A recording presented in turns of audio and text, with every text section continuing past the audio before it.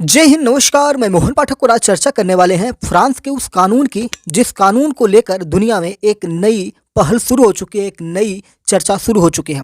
Detail से उस पर चर्चा करेंगे, लेकिन बता दें कि दुनिया का पहला देश बन चुका है फ्रांस, जिसने गर्भपात को बनाया है संवैधानिक अधिकार। क्या है पूरा मामला, उसको हम जानेंगे।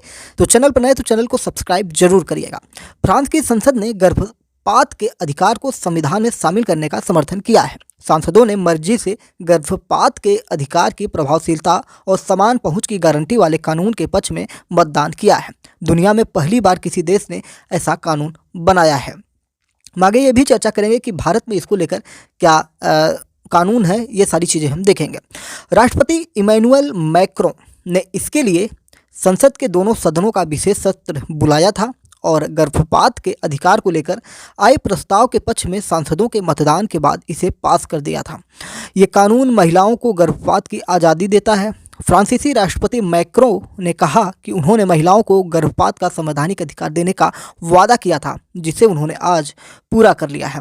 फ्रांस के सांसदों ने महिलाओं को गर्भपात की आज़ादी से जुड़े 1958 के संविधान को संशोधित करने के पक्ष में लगभग एक तरफा मतदान किया है। वर्साई की संसद ने इस प्रस्ताव को 772 वोटों के भारी बहुमत के साथ पास किया है, यानी 780 मत इसके पक्ष में तो 72 वोट इसके विरोध में पड़े हैं। यानी कि 780 वोट जो हैं ये गर्भपात को संवैधानिक अधिकार बनाने के लिए तैयार हैं। एक तरफ राष्ट्रपति इमैनुअल मैक्रों ने इस कदम को फ्रांसीसी गौरव बताते हुए दुनिया के लिए एक संदेश कहा है, तो दूसरी ओर वेटिकन समेत गर्भपात विरोधी समूहों ने इस बदलाव की कड़ी आलोचना भी की है। फ्रांस में 1975 से गर्भपात के लिए कानून है। साल 1975 में फ्रांस ने अबॉर्शन को लीगल बनाया था, लेकिन अब इसमें बदलाव करते हुए इसे संवैधानिक अधिकार बना दिया गया है।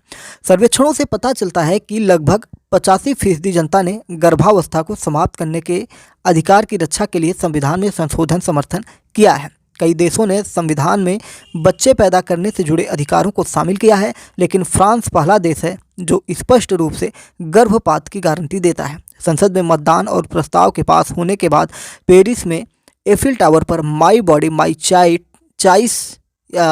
चॉइस की लाइट डालते हुए जश्न मनाया गया। क्या था theme? My body my choice, यानी कि मेरा शरीर और मेरी पसंद। तो ये रही फ्रांस से जो अपडेट थी, उसको हमने आपको बताने की कोशिश की। हालांकि दुनिया में कई देश ऐसे हैं जहां पर गर्भपात को पूरी तरह से बैन किया गया है। भारत में गर्भपात को लेकर नियम कानून क्या है, उस पर अगर हम चर्चा करें तो भारत में गर्भपात को लेकर साल 1971 का medical termination of pregnancy act लागू है। कुछ खास हालात में 20 हफ्ते तक के गर्भ को गिराने की इजाज़त संवैधानिक रूप से प्राप्त है। इस कानून के मुताबिक एक रजिस्टर्ड डॉक्टर गर्भपात कर सकता है, लेकिन इसके लिए कुछ परिस्थितियां तय की गई है। अगर गर्भवती महिला की सेहत को खतरा हो या भ्रूण के गंभीर मानसिक तौर से पीड़ित होने की आशंका हो या प्रसव होने पर शारीरिक असामान्यताएं हो सकती हो, तब जाकर गर्भपात की इजाज़त मिलती है। साल 2021 में इस कानून में संशोधन किया गया और इस अवधि को 24 हफ्ते तक बढ़ा दिया गया। हालांकि इसके लिए बलात्कार, एक ही परिवार के सदस्यों के बीच अवैध संबंध, नाबालिग, मानसिक या शारीरिक तौर पर बीमार महिलाओं को ही इजाज़त दी गई है। इस अधिकार के साथ यह भी तय किया गया है कि इसके लिए 2 रजिस्टर्ड डॉक्टरों की मंजूरी जरूरी होगी। इसके अलावा भ्रूण में किसी तरह की विकलांगता या दूसरे समस्या होने पर गर्भपात की इजाज़त मिल सकती है। इसके लिए कोई समय सीमा तय नहीं है, लेकिन इसके लिए राज्य सरकार के बनाए गए डॉक्टरों के विशेष मेडिकल बोर्ड ने से इसकी इजाज़त लेनी होती है।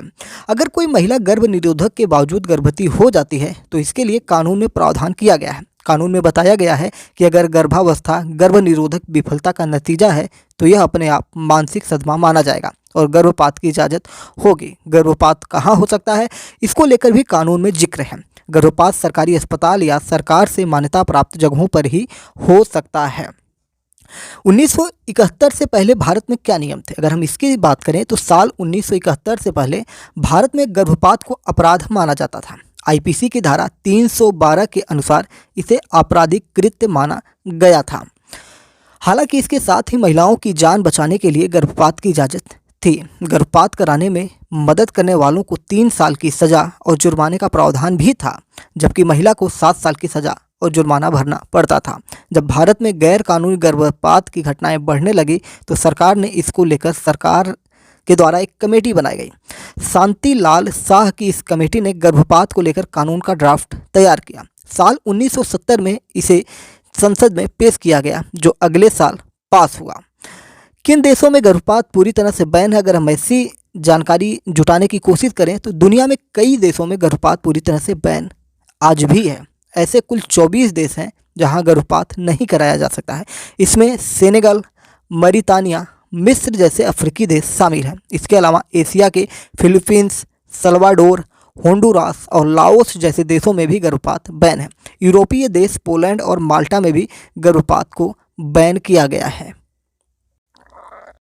तो ये रही भारत की बात। लेकिन फ्रांस में क्यों ऐसा कानून लाया गया? पीछे हमने जिक्र किया, लेकिन फ्रांस में कई महिला समूह और आम लोग महिलाओं को गर्भपात का संवैधानिक अधिकार दिए जाने की मांग लगातार कई वर्षों से करते आ रहे थे।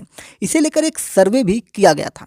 जो सर्वे करवाया गया था उसमें फ्रांस के 85% लोगों ने इसका समर्थन किया था, और फिर वो ऐतिहासिक दिन आ गया जब 85% लोगों का जो समर्थन था उसी समर्थन के हिसाब से महिलाओं को ये अधिकार दिया गया। और फ्रांस के संविधान में यह संशोधन, फ्रांस के संविधान में कुल 25वां संशोधन है, और 2008 के बाद यह पहला मौका है जब फ्रांस के संविधान में संशोधन हुआ है। संसद में इस ऐतिहासिक कानून के पारित होने के बाद जो वहाँ के युवा प्रधानमंत्री गैब्रियल अटल हैं, उन्होंने कहा कि आज का दिन महिलाओं के लिए ऐतिहासिक है। यहाँ से महिला अधिकारों की दिशा में एक नया युग शुरू होगा। फ्रांस के राष्ट्रपति इमैनुअल मैक्रोन की बातें तो हमने आपको सुनाई, लेकिन उन्होंने भी इसको जताते हुए यही कहा था कि विश्व इतिहास के लिए यह महत्वपूर्ण कदम होगा। हालांकि दक्षिणपंथी सांसदों ने इस कानून का लगातार विरोध किया, संसद में, बाहर और मीडिया में भी इसका विरोध किया, और मौजूदा सरकार को यह चुनावी फायदे के लिए कर रही है ऐसे आरोप भी लगाए। लेकिन फ्रांस में जो ये बन चुका है कानून, इसे लेकर बड़ी संख्या में लोग सड़कों पर उतरे और उन्होंने इस कानून का स्वागत भी किया है। यानी कि सब मिला जुलाकर एक तरह से जो एक मेजॉरिटी है फ्रांस की, वो चाहती है कि ये काम हो जाए, और ये काम हो गया। और इसीलिए जो विपक्ष है वो अपना आरोप तो लगाता रहेगा। विपक्ष का काम ही है आरोप करना, और सरकार का काम है कानून बनाना। तो एक तरह से फ्रांस ने ये पूरे दुनिया में पहली बार ऐसा करके दिखाया है, और अब देखने वाली बात होगी कि आने वाले समय में अन्य देशों में क्या होने वाला है। पहले भी हमने एक सेशन किया हुआ था, मुझे जहाँ तक याद है अमेरिका में ऐसे कुछ नियम लिए गए थे, तो उसको भी जानने के लिए आप MPS हिंदी को विजिट कर सकते हैं। वहाँ पर जाकर चैनल खोलकर उसमें जो कानून बनाए गए थे उनको भी पढ़ सकते हैं आप। दुनिया में क्या चल रहा है सेक्शन में जाकर, और भारत के बारे में आपको जानकारी लेनी है तो आप प्लेलिस्ट में जाइए, वहाँ पर आपको मिलेगा भारत में क्या चल रहा है 2024। तो 2024 में जितने भी घटनाक्रम हो रहे हैं वो सारी चीज़ें वहाँ पर मिल जाएंगी, और एक प्लेलिस्ट मिल जाएगी कि दुनिया में क्या चल रहा है 2024, तो वो भी कर सकते हैं। या अगर आप 2023 की कोई घटना के बारे में जानना चाहते हैं तो उसका भी प्लेलिस्ट बना हुआ है, तो उसमें भी जाकर आप देख सकते हैं। हर साल का अलग अलग प्लेलिस्ट होगा, तो इससे आपको समझने में आसानी होगी। बड़ी घटनाओं का एनालिसिस, जिसे हम एक्सप्लेन कहते हैं या एक्सप्लेनर कहते हैं, विश्लेषण कहते हैं, एनालिसिस कहते हैं, तो जो भी आपको लगे उस हिसाब से आप जाकर अपने बारे में ज्ञान इकट्ठा कर सकते हैं। चैनल पर नए तो चैनल को सब्सक्राइब करना बिल्कुल बिना भूलिएगा, बेल आइकन को भी दबाइएगा, जिससे कि नोटिफिकेशन आपको प्राप्त होते रहें। जय नमस्कार, भारत माता की जय।